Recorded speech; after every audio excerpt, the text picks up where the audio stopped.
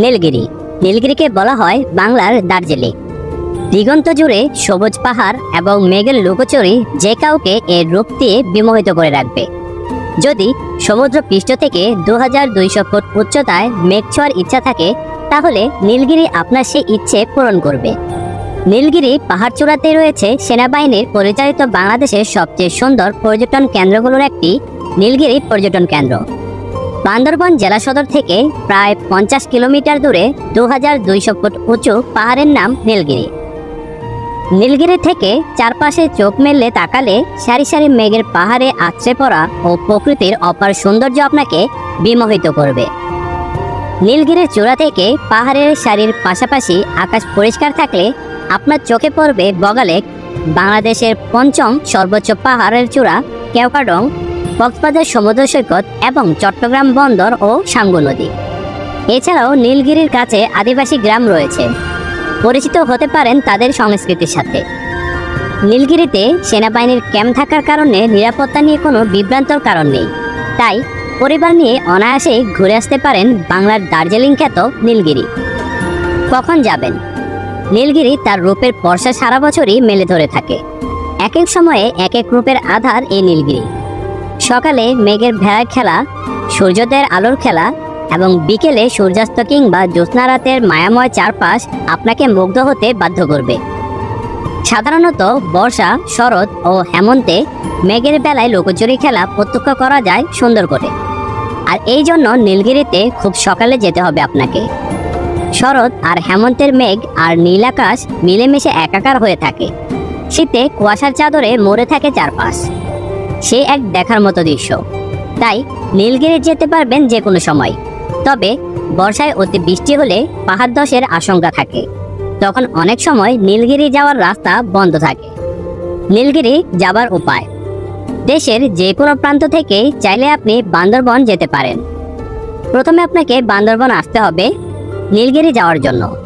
ঢাকার আব্দুল্লাহপুর, আরামবাগ, কল্যাণপুর, গাবতলী ও সায়দাবাদ থেকে এসালম, Saudia, Saint Martin পরিবহন, ইউনিক, হানিফ, শ্যামলী, তাছাড়া ডলফিন ইত্যাদি পরিবহনের বাস বান্দরবনের উদ্দেশ্যে ছেড়ে যায়। জনপ্রতি এসব বাসের ভাড়া পড়বে যথাক্রমে নন এসি 700 থেকে 1000 টাকা এবং এসি 1200 থেকে 1800 টাকার মধ্যে।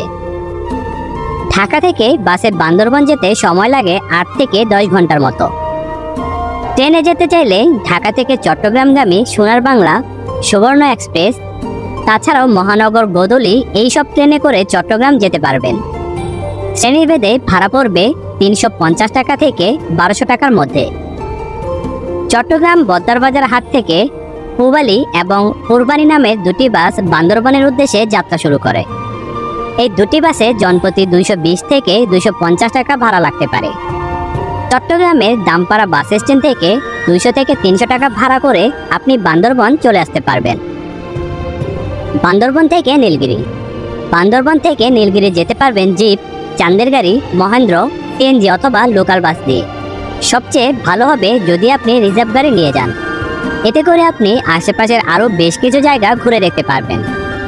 যদি দিনে গিয়ে দিনেই ফিরতে চান, বান্দরবন জিপ স্টেশন থেকে বিভিন্ন গাড়ি 3000 থেকে 5000 টাকায় ভাড়ায় যাওয়া আসা সহ গাড়ি ঠিক করে নিতে পারেন। চান্দের গাড়িগুলোতে 12 থেকে 14 জন যাত্রী অনায়াসে যাওয়া যায়। সিএনজিতে 3 থেকে 4 জন। রাস্তায় কোনো সমস্যা না থাকলে যেতে সময় লাগবে 2 থেকে 3 ঘন্টার মতো। নীলগিরিতে গিয়ে যদি আপনি মেঘের দেখা পেতে চান, তাহলে অবশ্যই আপনাকে ভোর 7টা থেকে 8টার ভেতর নীলগিরিতে থাকতে হবে। সদস্য সংখ্যা কম হলে কিংবা খরচ কমে যেতে চাইলে আপনি লোকাল বাসেও যেতে পারবেন, তবে এতে সময় লাগবে বেশি। থানচি বাস স্ট্যান্ড থেকে 1 ঘন্টা পর পর থানচির উদ্দেশ্যে বাস ছেড়ে যায়। ভাড়া 120 থেকে 150 টাকা।